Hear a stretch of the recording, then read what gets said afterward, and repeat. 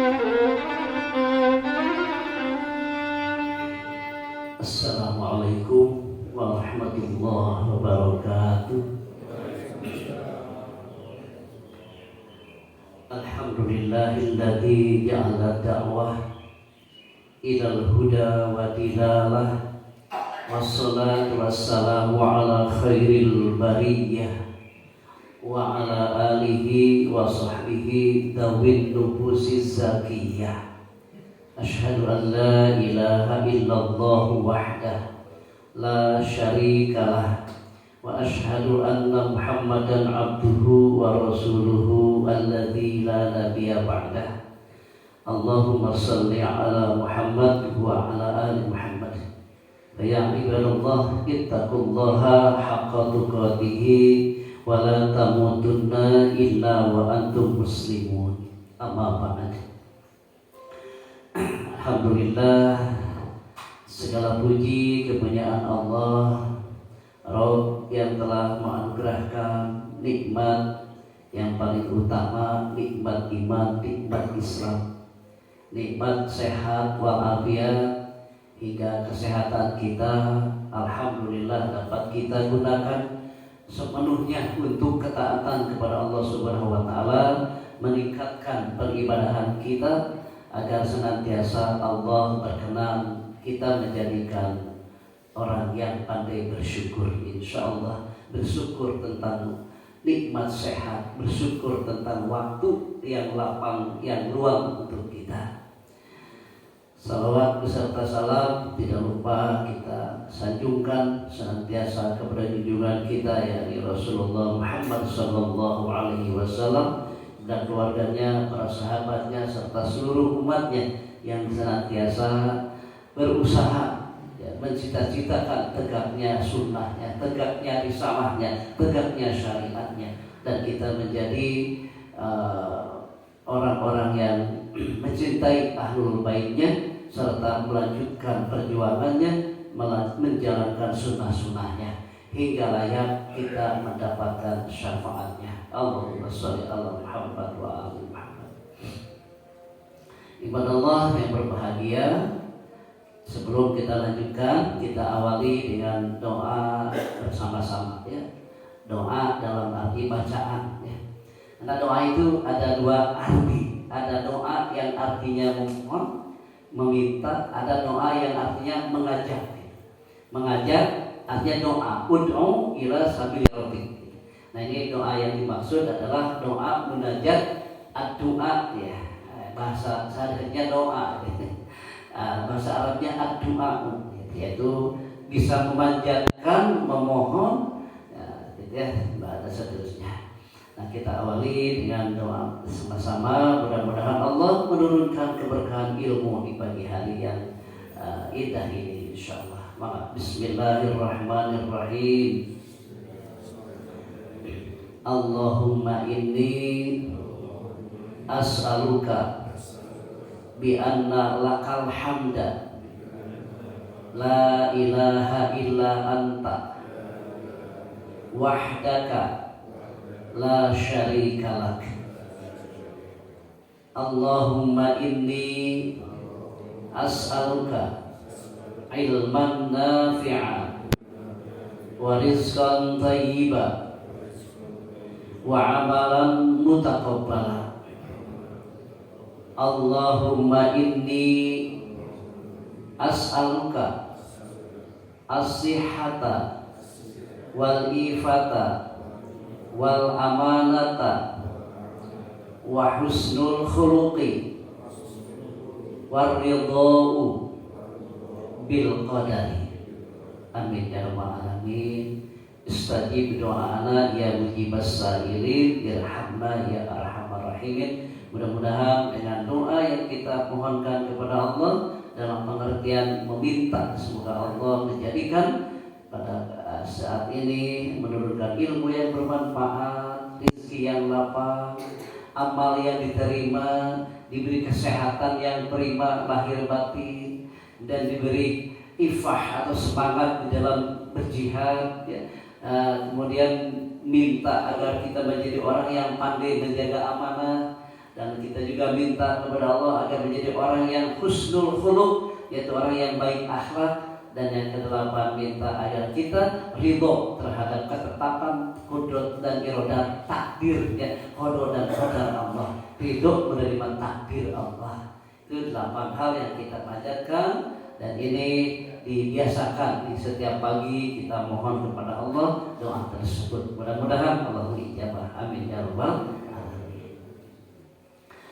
Alhamdulillah di pagi hari ini atas izin Allah Subhanahu wa taala kita dipertemukan kembali dalam kajian, yaitu subuh, ya, Ahad subuh berjamaah di Masjid Al-Aniyah yang kita cintai ini. Mudah-mudahan menjadi bagian dari orang-orang yang berjihad, yaitu memakmurkan masjid Allah. Dan barang siapa orang yang memakmurkan masjid Allah, maka ayat akhirnya adalah ulaika humul muhtadun. Mereka itu orang yang mendapat petunjuk.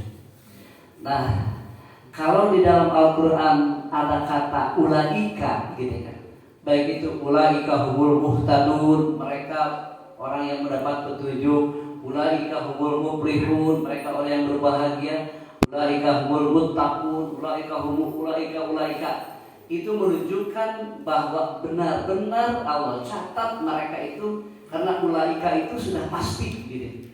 Ulaika humul muhtadun, benar-benar mendapat petunjuk. Beda dengan la'alakum, la'alakum tashkurun, la'alakum tattaqun, la'alakum taqilun, la'alakum tahtadun, la'alakum tattaqun. La'alakum ini pengertiannya mudah-mudahan, gitu. Ya, seperti di Al-Baqarah 183 perintah saum, ya. Jadi ketakwaan itu bisa dicapai dengan jalan saum. Ketakwaan itu bisa dicapai dengan jalan sholat. Ketakwaan itu bisa dicapai dengan jalan sedekah. Ketakwaan itu bisa dicapai dengan jalan jihad dan lain-lain sebagainya. Ya. Nah, maka kalimat akhir la'alakum itu mudah-mudahan, ya, atau agar supaya, begitu. Jadi artinya dengan saum mungkin orang bisa takwa, mungkin juga belum sampai ketakwaannya, begitu. Kita sholat subuh tadi, mungkin yang sampai ketakwaan, ya, mungkin bapak-bapak semuanya dibanding saya yang jadi imam, misalkan gitu. Ketakwaannya mungkin besar bapak-bapak terlebih dahulu, gitu. Ya, jadi la'alakum di situ pengertiannya mudah-mudahan atau agar supaya. Tapi kalau ulaika itu sudah pasti Allah golongkan kita humul muhtadun, orang-orang yang mendapat petunjuk. Kemudian masih prolog nih. Hendaknya setiap pengajian ini atau pengajian dari materi-materi yang lain, pemateri yang lain, jadikanlah mengaji itu kita mengambil isi, dan setelah dapat isi harus menjadi nutrisi. Artinya inti dari ngaji itu adalah menjadi nutrisi bagi hati, bagi kehidupan kita, bukan hanya sekadar informasi atau transformasi ilmu saja. Jadi kita nangkap isi lalu jadikan nutrisi, gitu ya. Siapapun yang menyampaikannya, gitu ya, tidak terkecuali termasuk saya di dalamnya, ya. Yang dalam hal ini tentu masih banyak kekurangan, masih banyak kelemahan, dan masih banyak hal yang harus diperbaiki dari berbagai hal. Karena tentu saja tidak ada yang sempurna di dalam segala sesuatu, ya, karena Allah lah yang maha sempurna. Gitu ya, insyaallah mudah-mudahan tercapai targetnya. Judulnya pada pagi ini adalah menjadi pribadi yang lebih baik. Berarti kita sudah baik. Alhamdulillah, ya. Karena kalimatnya pakai lebih sengaja begitu. Kenapa? Kalau tidak pakai lebih berarti kalau menjadi pribadi yang baik, ya kan? Itu mungkin banyak tafsir, multi tafsir. Oh, mungkin saja kita belum baik dan seterusnya. Jadi Ustaz teh suudon jangan teh masih kayak gitu. Makanya saya kasih lebih. Artinya Bapak sudah baik begitu, tinggal ditingkatkan kepada yang lebih baik. Jadi menjadi pribadi yang lebih baik. Untuk menjadi pribadi yang lebih baik harus berlandaskan pada panduan dan pedoman hidup ya, atau menurut pandangan Allah Subhanahu wa taala, bukan menurut perasaan dan prasangka kita sendiri yang merasa sudah baik atau sudah menjadi lebih baik. Ya, jadi harus berdasarkan pandangan dan menurut panduan dari kitab Allah. Karena itu kita tidak sepantasnya manusia menyombongkan diri di hadapan Allah Subhanahu wa taala.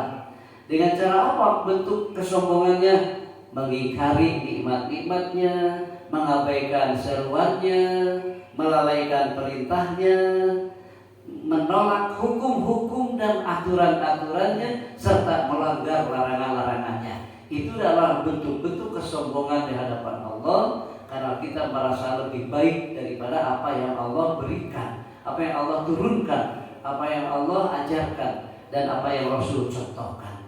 Jadi itu ya, dari mana sumber itu? Dari kitab Allah, bahwa kita menurut Al-Quran kita harus lebih baik menurut Al-Quran.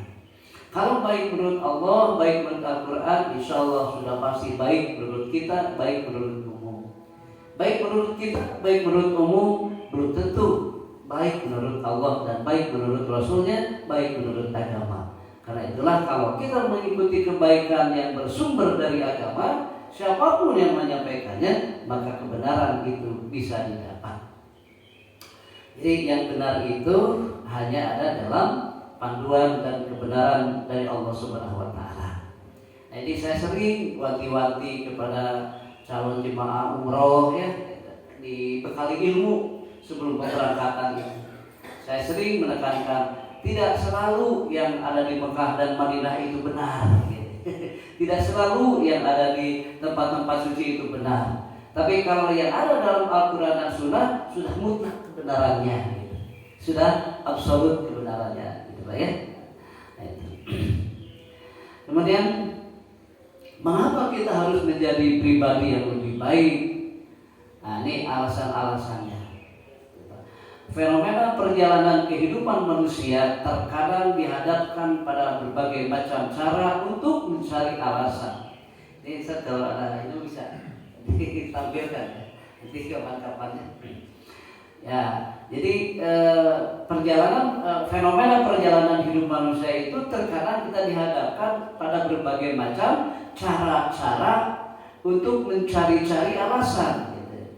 Berdalih bahkan menambah membantah gitu ya, guna menghindari tugas-tugas dan kewajibannya, baik kewajiban dari perintah agama, kewajiban moral dan sosial, ya, baik dalam ketika berjanji maupun dalam hal melakukan amal-amal kebajikan lainnya.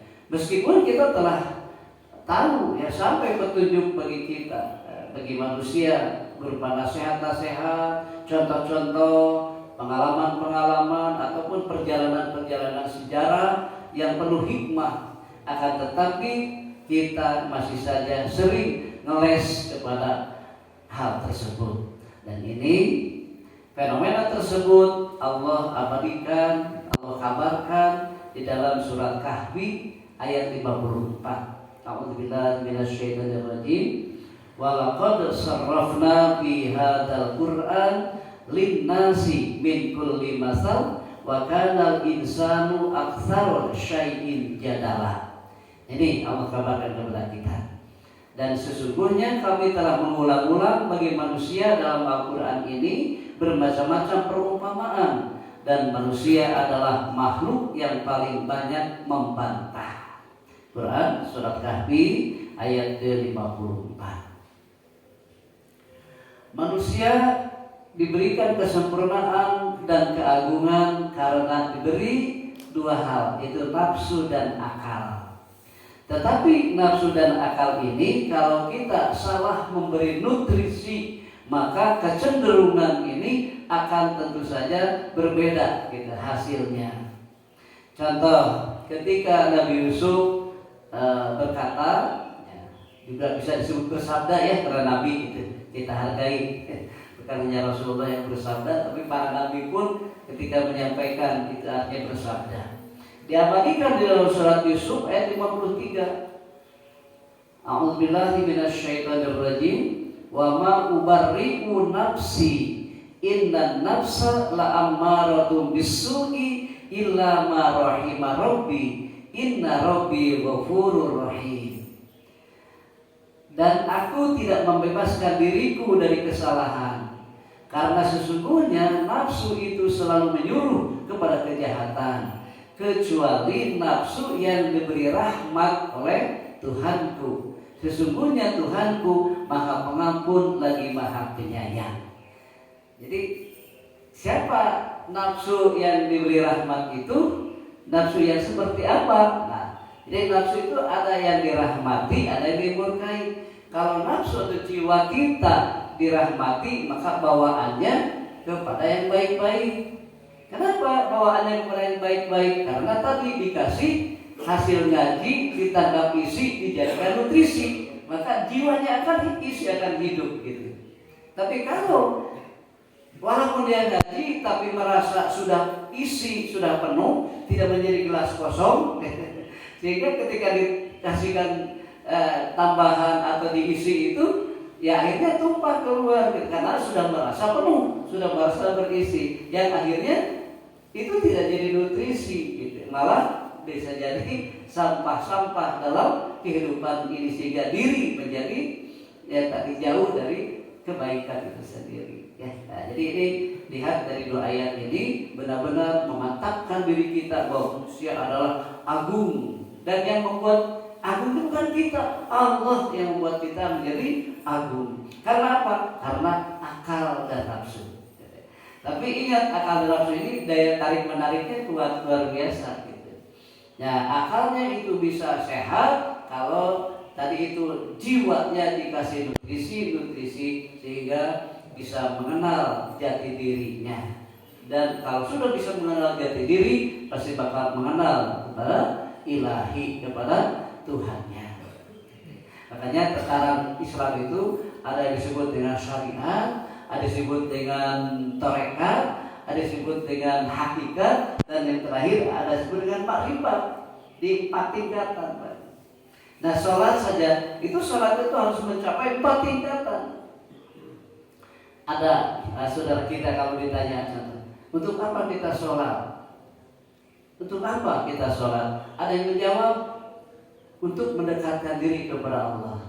Jadi kalau sholat kita untuk mendekatkan diri kepada Allah, berarti kita benar-benar belum membaca Al-Quran, bahwa Allah sudah memberi alamat kepada kita gitu. Allah sudah memberikan penjelasan, wa huwa ma'akum aina ma kuntum, kata Allah, dan dia dan aku bersama kamu gitu, aina ma kuntum, di mana kamu berada itu. Dan Allah sudah nyatakan lebih dekat lagi, wa nahnu aqrabu ilaihi min hablil warid, kata Allah, aku lebih dekat daripada urat tadi.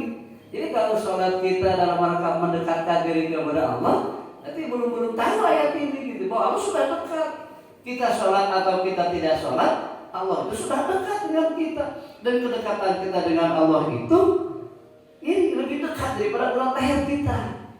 Jadi kalau kita kemana-mana, urat leher pasti ikut Pak ya, pasti ikut urat leher. Nah, Allah itu lebih dekat daripada urat tadi itu. Kalau menurut surat Qaf gitu ya, surat Qaf, wa nahnu aqrabu ilaihi min hablil warid. Jadi harus bagaimana tuh kita sholat?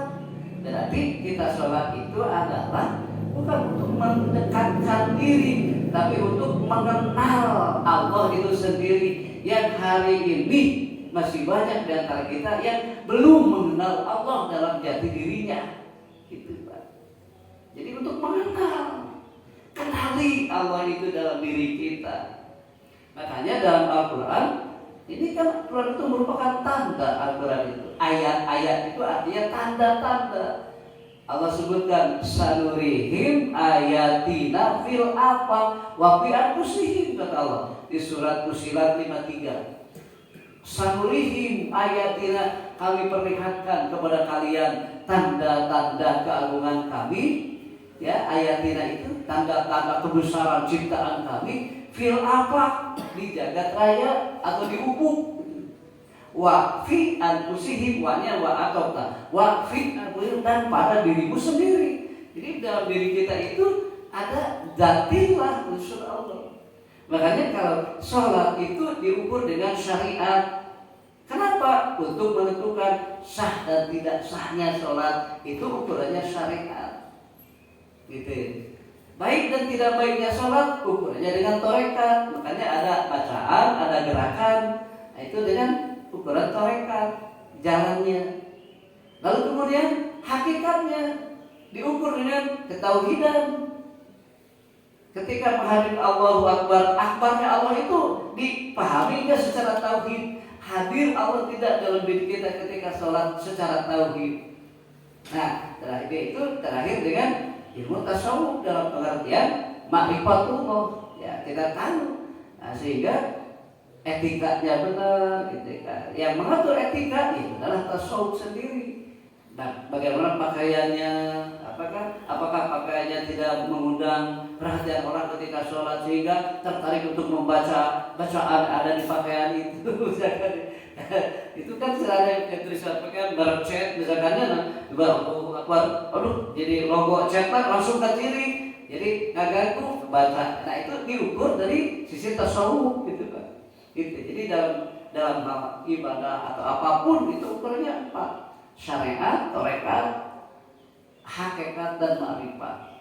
Ya, itu. Kita sholat syariatnya ditentukan oleh fikih sehingga sah dan tidak sahnya syarat-syarat dan rukun sholat ditentukan oleh ilmu torekatnya, tata cara, kaifiat di dalam sholat ditentukan oleh tasawuf yaitu etika di dalam sholat ditentukan oleh ilmu tauhid kehadiran Allah yang maha besar yang kita kenali di dalam sholat kita sehingga sholat menjadi lebih baik. Nah, ya, maka pantas kalau Allah Subhanahu Wa Taala ya yang tadi disampaikan ayatnya sudah mengagungkan kita dengan diberi akal dan nafsu. Nah sekarang tinggal kita bagaimana cara mengelola dua hal itu dalam diri kita. Nah tadi berkaitan ila ma rahimah rabbi kecuali nafsu yang dirahmati. Nafsu mana yang dirahmati itu dijawab di dalam surat Fajr, surat Al-Fajr ayat 27 sampai ayat 30. Dan ayat ini sangat populer di saat yaitu menguburkan jenazah. Suka dibaca ya. A'udzubillahi minasyaitonir rajim. Ya ayyatuhan nafsul mutmainnah irji'i ila rabbiki radiyatan mardiyah fadkhuli fi ibadi wadkhuli jannati. Dan ini Allah jelaskan supaya kita tidak bingung nafsu yang dirahmati yang mana gitu. Nah, jadi nafsu yang terpanggil yaitu nafsu mutmainnah. Karena tadi kan ada nafsu amarah ila amaratum bisu'i. Nafsu amarah itu bawaannya kepada yang buruk-buruk, Pak. Jadi kalau kita marah, pusing, was-was, cemas, macam-macam, itu berarti amarah sedang mendominan di dalam diri kita. Nanti gelombang otaknya harus dialihkan, harus diarahkan, ditenangkan, gitu ya. Kalau menurut Al-Quran itu dengan zikrullah, kalau dengan bahasa umumnya dengan meditasi, atau merenung gitu, merenung sejenak, gitu ya. Atau istilahnya berpikir, gitu ya umumnya. Jadi itu bahasanya yang berbeda. Nah itu biasa. Kalau bahasa kesehatan mungkin relaksasi atau fisioterapi, bahasa kesehatannya merenung jati diri gitu. Kalau bahasa tauhidnya berzikir, Pak. Berzikir. Bahasa fikihnya wiridan. Bahasa fikihnya wiridan. Bahasa fikihnya wiridan. Bahasa tauhidnya berzikir. Bahasa kesehatannya mungkin relaksasi, rileks, mencari gelombang alfa di otak kita gitu. Supaya melahirkan cairan-cairan ya serotonin ya cairan-cairan otak yang bisa melahirkan kebahagiaan sehingga jadi bahagia, imun tubuh jadi kuat gitu dengan cairan yang dikeluarkan otak melalui gelombang alfa. Makanya ada latihan alfametik ya, bahasa itu. Jadi meditasi itu bukan agama orang lain atau tapa bahasa Sunda namanya tapa gitu. Istilah-istilah bahasa saja yang berbeda Pak ya. Gitu. Ya seperti banyak Al-Qur'an juga seperti kalimat Bani Israel gitu ya, Bani Israel itu orang Bani Israel itu kan diarahkan ke Israel Pak, betul tidak? Padahal Bani Israel itu kita juga ada di dalamnya, termasuk Bani Israel. Sepanjang manusia itu adalah manusia yang lahir dari anak cucu Adam, maka Allah sebut Bani Israel. Nah, secara arti bahasa, Bani artinya keturunan, anak atau keturunan, Israel artinya berjalan, El artinya Tuhan. Jadi orang-orang yang berjalan menuju Tuhan. Itu Bani Israel. Cuman mereka mengambil nama itu sehingga dijadikan satu bangsa. Padahal Bani Israel bukan bangsa, gitu. Bukan untuk satu bangsa, gitu. Jadi untuk pribadi, siapapun orang yang berjalan menuju Tuhan itu secara bahasa, lugoh kalau diartikan. Makanya disebut surat Al-Isra. Surat ke-17 itu disebut Bani Israel. Nah itu istilah-istilahnya. Nah mereka dulu meminjam bahasa Bani Israel itu, sehingga konotasi kita, oh ini bangsa Israel. Jadi Musa ini diutus untuk bangsa Israel, Isa ini diutus untuk bangsa Israel. Padahal tidak demikian, gitu. Jadi memang manusia-manusia pada saat itu mereka berjalan menuju Tuhan. Kayak Ismail di Quran itu ya, ada wa Ismail. Kalau diartikan secara bahasa, Isma artinya mendengar, El artinya Tuhan. Jadi Ismail itu artinya Tuhan mendengar. Pengertiannya secara istilah, kenapa bisa Tuhan mendengar? Karena Ibrahim berdoa. Apa doa Ibrahim? Robbi habli minas sholihin.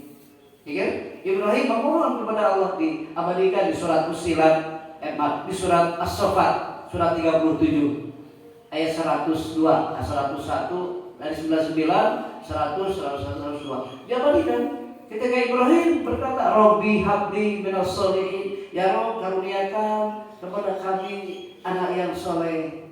Lalu Allah jawab, fabasyarnahu bighulamin halim.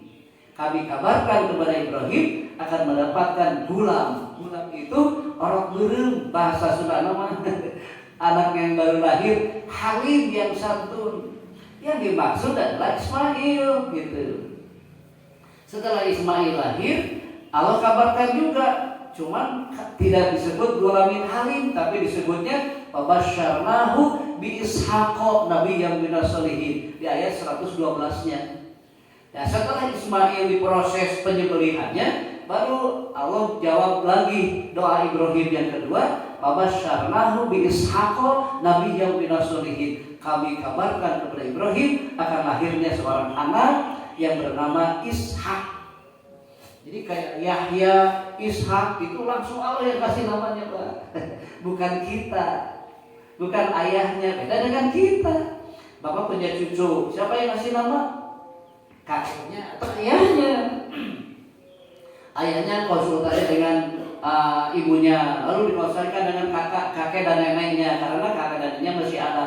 Gimana kek ya, kalau anak yang lahir ini namanya anu gitu ya. Jadi keingetan juga Ustaz. Alhamdulillah, mohon doa dari semua jemaah. Jam 1 tadi malam, jam 1 lebih 30 menit, saya juga dapat cucu baru.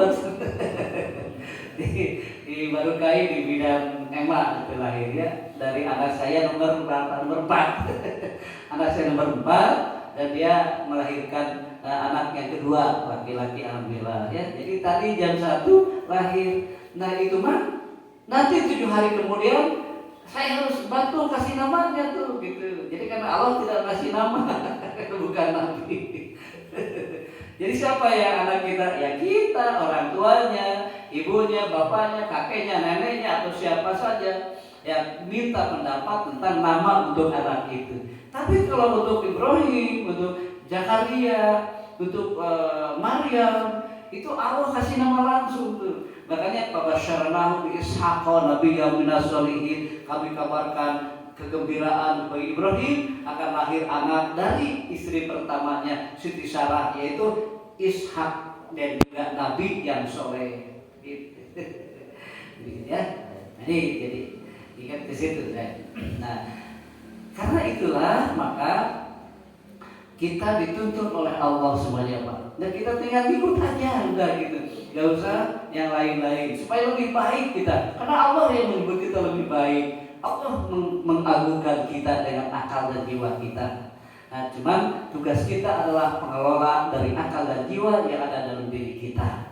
Dan kita tidak bisa berhak untuk mengelola akal dan jiwa orang lain. Jangankan orang lain, anak istri kita sendiri bukan tanggung jawab kita. Makanya di dalam ayat disebut ikra kitabaka kafa binafsika yauma alaika hasiba. Quran surat Bani Israil ayat 14. Ya. Ikra baca kitabaka, kitabmu yang dimaksud diri kita gitu. Bukan membaca Quran Pak. Kalau baca Quran mah mungkin perintahnya ikra kitabakum. Mungkin itu baca Quran rame-rame. Bab Jumaah, Yasinan, Bab Robo, Waqiah misalkan gitu ya. Nah itu ini ikra kitabakum. Tapi ini Allah sebutkan ikra kitabaka.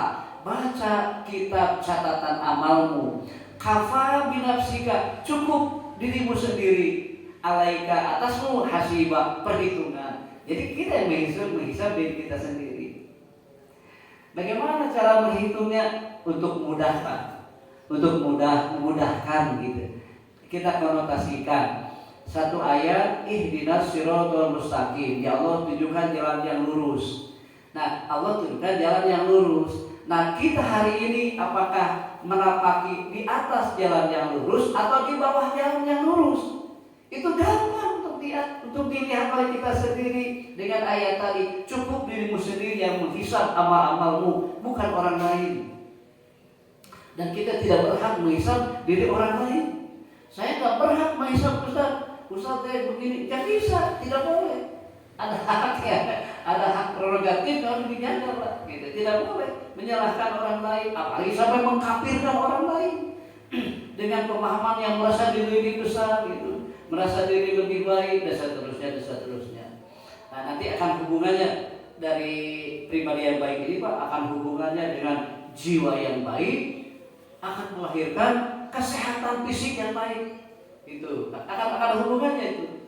Kenapa? Allah perintahkan, gitu. Allah perintahkan sehatkan akalmu, sehatkan jiwamu. Sebab kalau akal dan jiwamu sehat, fisik juga sehat. Ya ada informasi Pak sekarang ini ada profesor di Amerika yang menemukan melalui laboratorium kehidupan itu gen manusia itu bisa dirubah dengan dua hal. Pertama dengan doa, yang kedua dengan senyum. Itu bisa merubah keadaan. Kemudian profesor tersebut bisa menemukan dan mengarang sebuah buku. Dengan buku itu adalah bagaimana dia menyusun penyakit-penyakit yang ditimbulkan oleh jiwa, penyakit-penyakit fisik yang ditimbulkan oleh kekotoran jiwa. Gitu. Makanya hubungannya Allah perintahkan di surat Asy-Syams. Ya, qad aflaha man tazakka di surat Al-A'la. Qad aflaha man tazakka, sungguh benar-benar beruntung orang yang mensucikan diri gitu. Wa dzakara asma rabbih fasolat, dan dia banyak berzikir, banyak wiridan, banyak meditasi, banyak tapa. Saya sebut bahasanya semuanya biar komplit. Fasolat lalu dia sholat gitu Pak. Nah, itu seperti halnya di Idul Fitri, kita berzikir, bertakbir, kemudian sholat. Kita ada sholat Idul Fitri, ada sholat Idul Adha. Bisa ditarik ke situ ayat itu.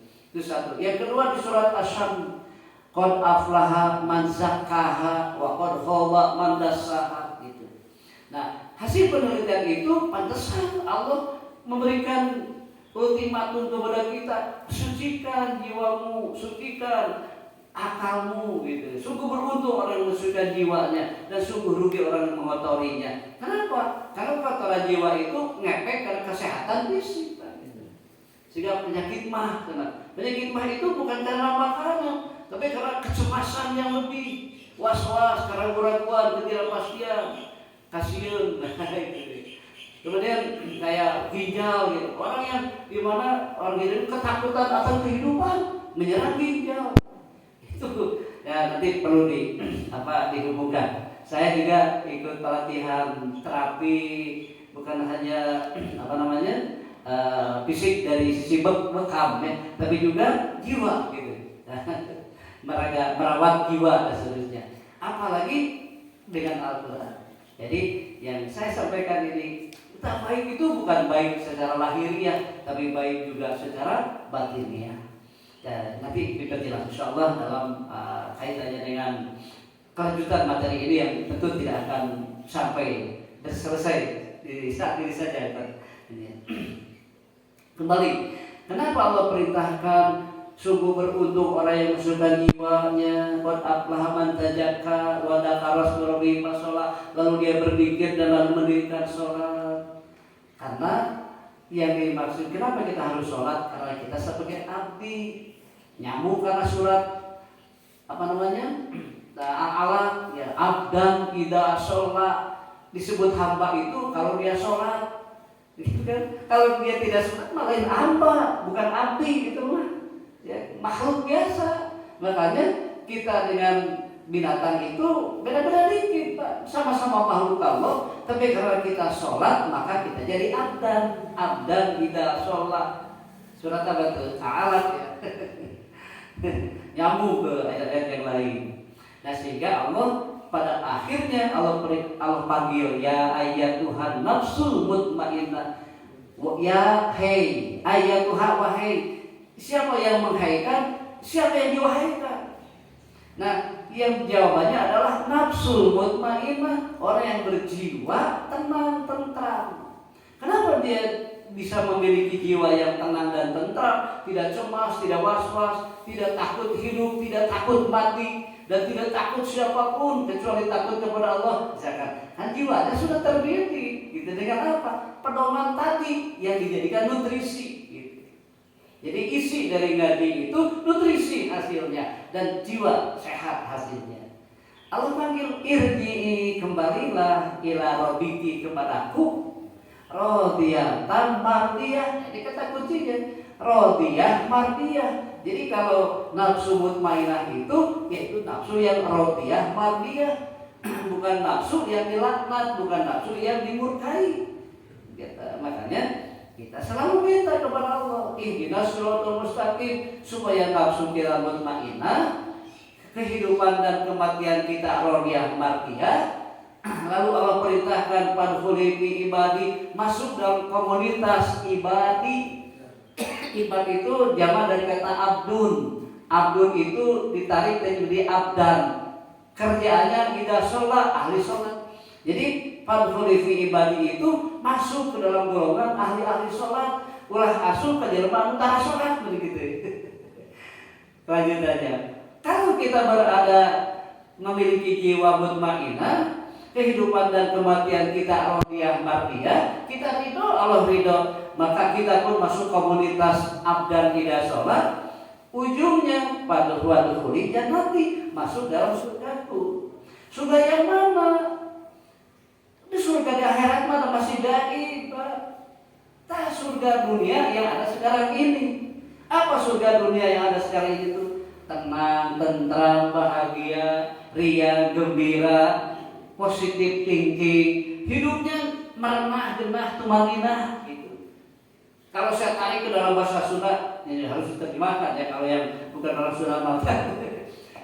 Mutmainah itu atau sakinah itu mulus, rahayu, berkah, salamet, beres, roes, tata, tingtrim, namanya beres, roes, terus para rezeki jauh balahi, salamet dunia pada akhirat. Itu bahasa sepuh dengan mulus rahayu, berkah, salamet, beres, roes, tata, tingtrim, mun dina rumah tangga mangeureunang kacai jadi salewi, kadarat jadi saloga, tara pahiri-hiri cai, tara pagerang-gerang tampian. Ya kan? Hidup silih batu, silih asah, silih asih, silih dititkeun nya diri, silih sebatkeun nya Allah, bahasa Sunda. Itu bahasa sepuh orang kapur teh, Quran kata apa ya, Pak? Ditaraah, di pikiran, digali gitu. Kamu berubah bid'ah gitu teh. Sore teh abdi nu bodoh enggak bid'ah. Terus kemenang nya mutmainah teh bahasa Allah, bahasa Quran, dan bahasa akim ini urang mah mulus rahayu, berkah, salamet, beres, roes, kabeh rapi. Dina rumah tangga kan bisa diterapkan beres, repeh, rapi. Dina rumah tangga itu repeh rapi. Sebab ayo rumah tangga nu repeh tapi terapi. Rumah tangga nak rapi tapi terepeh. Ya rumah tangga mah terus tapi awet lagi pasti awet terepeh-repeh. Tapi masih kayak lagi. Nah, disebut terepeh rapi. Sampai ujungnya para kerjaki jauh balahi bagja dunia selamat akhirat asup surga. Quran sebetulnya bentuk 10 urang disilokakeun bahasa karuhun bahasa Deni Aki ka kitu Pak. Sebentar menit Ustaz. Tuh meh hiji Pak. Kenapa kita harus lebih baik? Nu kahiji karena kita dimuliakan oleh Allah Subhanahu wa taala. Apa bukti kita dimuliakan oleh Allah? Kan semuanya harus berdalil Pak. Jadi abdi mah segala sesuatu teh kudu aya dasarna. Sanes saur abdi ye materi teh dikarang disusun ku abdi. Tapi sanes saur abdi munya kita kurang gitu. Kenapa kita harus lebih baik? Pertama alasannya karena dimuliakan oleh Allah Subhanahu wa taala. Di surat Al-Isra atau Bani Israil ayat 70. Walaqad karramna bani Adam wa hamalnahum fil barri wal bahri wa razaqnahum minat thayyibati wa faddalnahum ala katsirin mimma khalaqna tafdila. Dan sesungguhnya telah kami muliakan anak-anak Adam, kami angkut mereka di daratan dan di lautan, kami beri mereka rezeki dari yang baik-baik, dan kami lebihkan mereka dengan kelebihan yang sempurna atas kebanyakan makhluk yang telah kami ciptakan. Ini satu Pak, jadi namanya hiji deh. Bentar Bapak ayat 7 itu Pak. Ciri menjadi lebih baik teh, sudah naik Ustaz ke payudenya orang teraskan. Namanya hiji we lah nama. Kenapa kita harus lebih baik? Karena Allah perintahkan di surat Al-Imran 110, kuntum khaira ummatin ukhrijat linnas. Jadilah kalian umat yang terbaik. Nah, sebetulnya ayat itu akhir nanti kesimpulannya. Jadi Allah perintahkan jadilah kalian umat yang terbaik. Tapi sebelum jadi umat kita kan jadi pribadi dulu Pak. Karena umat itu adalah kumpulan dari pribadi. Contoh jamaah Masjid Al-Aniyah. Berarti di situ kumpulan dari pribadi-pribadi dari para jemaah, sehingga disebut seluruh jemaah atau umat Masjid Al-Aniyah. Berarti umat itu semua jemaah disebut kuntum khairu ummatin. Ya, jadilah kalian umat yang terbaik. Nah, sebelum menjadi umat yang terbaik itu, maka jadilah fardiyah atau pribadi-pribadi yang baik. Tidak mungkin ada umat yang terbaik kalau tidak ada pribadi-pribadi yang baik. Makanya nanti nyambung tuh, pribadi-pribadi yang baik akan menghimpun keluarga-keluarga yang baik. Keluarga-keluarga yang baik akan bisa menghimpun perkampungan yang baik. Perkampungan yang baik akan bisa menghimpun perkotaan yang baik. Korea, kota yang baik akan menghimpun negara yang baik. Negara-negara yang baik akan menghimpun khalifah fil ardhibah. Artinya masyarakat internasional yang baik menurut Allah. Jadi adanya negara Indonesia yang terdiri dari 17.001 pulau, di dalamnya adalah ada rumah tangga. Mutai rumah tangga mulai negara gitu Pak. Nah mulai rumah tangga mutai pribadi suami, pribadi istri, pribadi anak, dan pribadi itu karyawan Allah semuanya. Karena rumah tangga itu proyek Allah, mega proyek Allah rumah tangga. Jadi jangan nganggap enteng rumah tangga itu. Pernikahan itu mega proyek Allah, dan suami, istri, anak-anak, cucu karyawan Allah semua. Allah yang menggajinya. Jadi kita sebagai suami, jabatan kita suami diangkat ke Allah. Istri kita sebagai wakil kita diangkat ke Allah. Jadi kita nikah itu proyek Allah. Maka ketika pernikahan itu goncang, aras pun bergoyang. Aras pun goncang. Nah maksud aras di sini adalah urusan istri bergoncang, suami bergoncang, anak bergoncang, mitohat goncang semuanya yang ada. Kalau pernikahan itu kolek. Kesimpulannya, insya Allah kita lanjut. Ya, ini baru satu, karena kita dimuliakan oleh Allah Subhanahu Wa Taala, dan kita harus menjadi lebih baik. Mudah-mudahan Allah berkenan di pagi hari ini memberikan ilmu yang bermanfaat, jadi nutrisi bagi hati kita sehingga jiwa kita akan menjadi baik insyaallah. Rabbana taqabbal minna innaka antas samiul alim wa tub alaina innaka antat tawwabur rahim. Rabbana hab lana min azwajina wa dzurriyyatina qurrata a'yun waj'alna lil muttaqina imama. Rabbana srif 'anna adzab jahannam inna adzabaha kana gharama. Rabbana atina fid dunya hasanah wa fil akhirati hasanah wa qina adzabannar walhamdulillahirabbil alamin. Demikian yang bisa saya sampaikan. Mohon maaf dan terima kasih. Maaf jika ada kekurangan dan terima kasih, mudah-mudahan jadi kebaikan bagi kita semuanya. Bila bisa bilhaq. Wassalamualaikum warahmatullahi wabarakatuh.